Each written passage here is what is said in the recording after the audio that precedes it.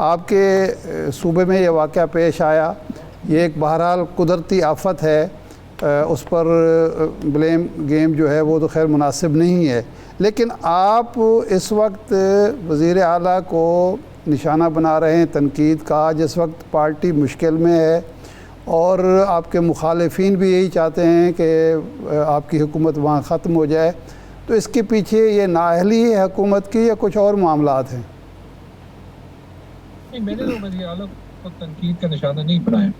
اب شاید ایک اینٹی کرپشن ڈپارٹمنٹ کی سبمیشن کی بات یہ ہائی کورٹ میں ہوا تھا، جو میرا حق ہے اس پہ جو ہے وہ ہائی لائٹ کرنا جو ٹھیک نہیں ہو رہا ہے، لیکن اس کو ایک سائڈ پہ رکھ دیں، سوات کے واقعے پہ آ جائے. میرے خیال میں جو بات آپ نے کی وہ بالکل ٹھیک ہے. 3-4 بات. نمبر 1، جب تک ہمارا نظام اور صرف سیاسی نظام نہیں یا بیوروکریسی کا نظام بھی ایسے ہوگا، یہ واقعے ہوتے جائیں گے. نمبر 2، جو فنگر پوائنٹنگ ہوئی اور بالخصوص جو پنجاب حکومت سے شروع ہوئی وہ بالکل شرمناک ہے. کہ دیکھیں یہ نہیں ہو سکتا کہ ہر حکومت جو ہے وہ اپنے صوبے میں جو واقع ہو ان پہ پردہ ڈالے، دوسرے صوبے میں جو واقع ہو ان پہ سیاست کھیلے. ٹھیک ہے، نظام پورے پاکستان کا ایک ہی، اور نظام کے ہمارے سارے انسٹیٹیوشن ذمہ دار. یہاں پہ سول گورنمنٹس رہی ہے، یہاں پہ ہماری بیوروکریسی دونوں میں نہیں بدلتی. ہمارے سیاستدانوں کا بھی قصور ہے، کوئی اپنے آپ کو قصور سے باہر نہیں ٹھہرا سکتا، لیکن جب آپ سسٹم کو بدلنے کی کوشش کریں تو یہی سسٹم جو ہے وہ پش بیک کرتا ہے، آپ کو انڈیویجولی بھی پش بیک کرتا ہے. عمران خان کیوں جیل میں ہے مجھے بتائیں، قانون توڑنے کے لیے یا سسٹم پہ پش بیک کرنے کے لیے؟ تو انفارچونیٹلی اگر ہم ایک نظام نہیں بنانا چاہتے تو اس سسٹم کا تو یہی ارادہ ہوگا کہ عمران خان کو جیل میں ڈالے، اور یہ کہ اس کی قیمت جو ہے وہ پاکستان کی عوام ادا کریں گے اس ٹائپ کے واقعوں کے ہونے میں. جھگڑا صاحب، نظام کی بات ٹھیک ہے، لیکن آپ کی جماعت پہ یا آپ کی حکومت پہ جو تنقید یہ ہے کہ ٹورزم آپ کا سلوگن تھا اور 12 سال آپ کی حکومت ہے، اور اس حکومت کے دورانیے میں کوئی ٹورسٹ گائیڈنس کا کوئی انتظام ہونا چاہیے. اگر 144 وہاں پہ امپوز تھا تو اس پہ امپلیمنٹیشن کیوں نہیں ہو سکی؟ پھر یہ جو تجاوزات ہیں بیچ پانی کے راستے میں جو بنا دی گئی ہیں، اس سارے ضمن میں یہ تو بیوروکریسی اور حکومت اور ان کی ملی بھگت کے بغیر تو نہیں ہو سکتا. فیلئر، حکومتی فیلئر کو تو یہاں ہم اگنور نہیں کر سکتے. میں نے کب کہا ہے کہ حکومتی فیلئر نہیں ہوتا؟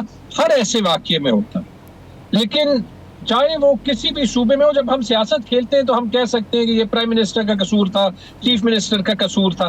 یہاں تک ضرور ہوتا ہے جب انڈیویجول سیاستدان یا پارٹیاں جو ہیں وہ نظام کو بدلنا نہیں چاہتے. جیسے فی الحال آپ دیکھ لیں پی ایم ایل این یا پیپلز پارٹی جتنی جمہوریت کی یا سول سپریمیسی کی یا ووٹ کو عزت دو کی بات کرتے ہیں، آج وہ خود کہہ رہے ہیں کہ کاش آج جیسا ہائیبرڈ نظام 90 کی دہائی میں ہو.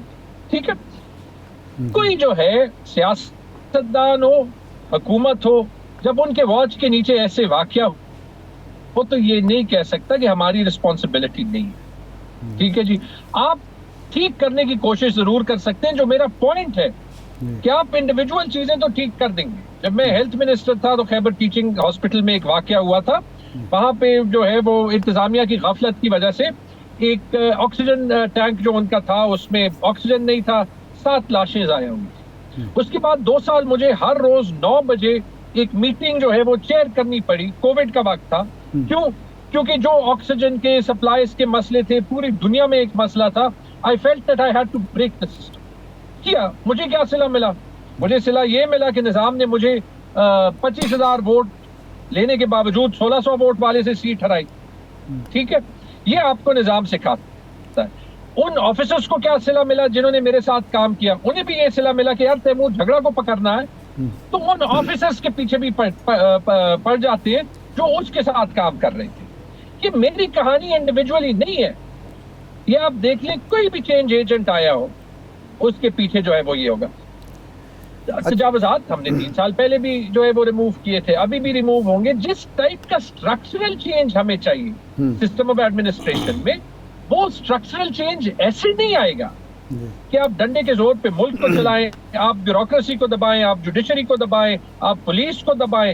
کیونکہ پھر جو ہے وہ آپ کو پولیس، بیوروکریسی، جوڈیشری وہ بھی جو ہے وہ یہی پرفارمنس دے گی جو آپ پورے پاکستان میں دیکھتے ہیں. اور پھر یہ بھی ہوگا کہ جب آپ جو ہے وہ رینٹ سیاست دان والا سسٹم کھیلنا چاہتے ہیں نا, تو پھر نہیں جھگڑا صاحب دیکھیں جھگڑا صاحب آج جو آپ اتنی انقلابی باتیں کر رہے ہیں اور سسٹم کے خلاف ہیں, یہ رینٹ سیاستدان ہم نے تب بھی دیکھا کہ جب آپ کی پارٹی میں لوگ آ رہے تھے 2017-18 میں, تو اس وقت یہ کہا تھا. آج ٹھیک ہو جی سوال سن لیں جھگڑا صاحب, سوال سن لیں. آپ کی جو پارٹی کے چیئرمین ہیں عمران خان, انہوں نے کہا تھا کہ یہ جو الیکٹیبلز ہیں جن کو لوٹے کہتے تھے, یہ سیاست کے سائنسدان ہوتے ہیں. بنیادی طور پہ جس نظام سے آپ مستفید ہو کے آئے, اب اسی نظام کے بارے میں آپ انقلاب لانا چاہیں تو یہ تو کیا ممکن ہے, یا یہاں پہ تھوڑا ایوولوشنری چلنا ہوگا, ارتقائی عمل ہونا چاہیے؟ پہلے انقلاب کی میں بات نہیں کر رہا, سچائی کی بات کر رہا. جب انقلاب دیکھیں گے نا, انقلاب کے بھی ریزلٹس آپ کو تاریخ کہتی ہے کہ اچھے جو ہے وہ نہیں ہوتے, کیونکہ انقلاب میں کیوس ہوتا ہے. لیکن جو ہماری ایوولوشن ہے نا, ایوولوشن اسے نہیں کہتے کہ آپ 80 سال صرف گول گول جاتے جائیں. ایوولوشن بہت اس سے تیز اسپیس پہ ہو سکتی ہے. 1960 میں کوریا ہمارے ساتھ تھا, وہ کہاں ہے, آج ہم کہاں ہیں. وہ بھی انقلاب سے تو نہیں آگے گئے نا.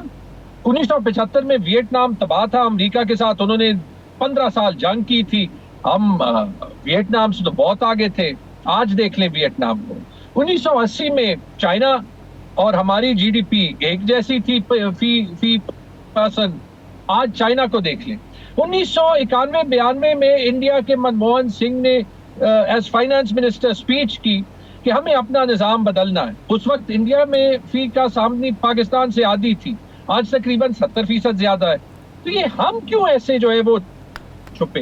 اور جو آپ نے کہا اس میں مجھے صرف اعتراض یہ ہے کہ جب ہم ماضی کو استعمال کرتے ہیں پریزنٹ کو جسٹیفائی کرنے میں, تو ہم صرف جس نے نظام کو نہیں بدلنا اس کو ایک موقع دے دیتے ہیں کہ وہ لوگوں کو کنفیوز کریں. اچھا جھگڑا صاحب ٹھیک ہے, آپ درست فرما رہے ہیں. یہ فرمائیں کہ اس وقت جو صورتحال ہے آپ کے پارٹی کی, آپ کی کے پی کے حکومت کی, بجٹ منظور ہوا 23 تاریخ کو, آپ کی پارٹی کے لوگوں نے اپنے وزیر اعلیٰ پر تنقید کی کہ یہ بجٹ 27 کو 28 کو 29 کو 30 کو بھی منظور ہو سکتا تھا, اتنی جلدی کیا تھی, اور پھر کمپرومائز کے نعرے بھی لگے.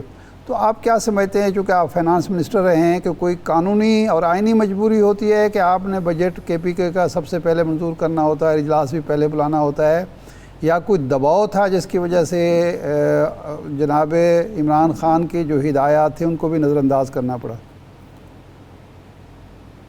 بس جی بجٹ ہو گیا, چھوڑ دیں, آگے جائیں.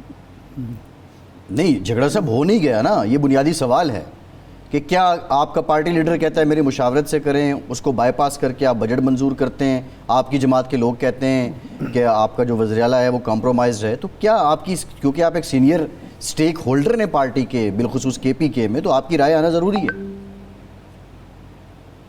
چلے ٹھیک ہے, بلکہ میں تو ان 5 لوگوں کا حصہ ہوں جنہوں نے خان صاحب سے مل کر 30 تاریخ تک بجٹ پاس کرنا ضروری ہے. ضروری ایسے ہے کہ کہیں آئین یا قانون میں نہیں لکھا, لیکن 30 تاریخ کے بعد آپ کافی جو ہے وہ اتھارٹی کے ساتھ یہ آرگیو کر سکتے تھے کہ وفاقی حکومت کے پاس یہ موقع ہوتا کہ وہ ایمرجنسی لگا کے اگر کوئی شرارت کرنا چاہتے تو وہ شرارت کرتے.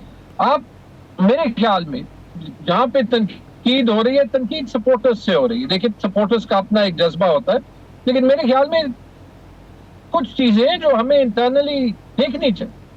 جو انٹرنل ریفٹ سامنے آ رہے ہیں وہ اس لیے آ رہے ہیں کہ جو عمران خان سے ملاقاتیں بند کر کے جو یہ نظام چاہتی ہے, وہ چاہتی یہ ہے کہ یہ جب لیڈر لیس ہو جائیں گے تو ایک دوسرے سے لڑیں گے.